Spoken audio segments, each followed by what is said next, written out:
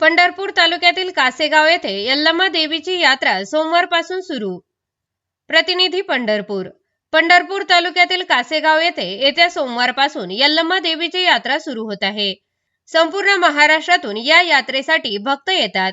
विशेषतः कर्नाटक राज्यातून येणाऱ्या भाविकांची संख्या मोठी आहे।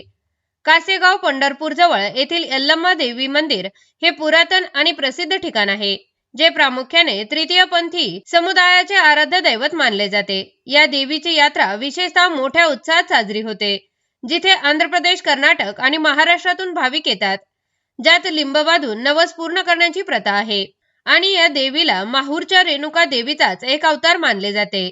कासेगाव यल्लम्मा देवीबद्दल महत्त्वाची माहिती। स्थान हे मंदिर सोलापूर जिल्ह्यातील पंढरपूर तालुक्यात असलेल्या कासेगाव येथे आहे। आराध्य दैवत यल्लम्मा देवी, जी माहूरच्या रेणुका देवीचंच एक रूप मानलं जातं। तिला दक्षिणेत महाकाली, जोगम्मा, पंचोमा अशा विविध नावांनी ओळखले जाते। विशेषतः तृतीयपंथी समुदायासाठी हे मंदिर खूप महत्त्वाचे आहे आणि त्यांच्या यात्रेसाठी हे ठिकाण प्रसिद्ध आहे। या यात्रेत मोठ्या संख्येने भाविक येतात। परंपरा। या यात्रेत भाविक नवसपूर्तीसाठी देवीला लिंब बांधतात। यात्रेला 100 पेक्षा जास्त जुनी परंपरा आहे। प्रसिद्ध घटना।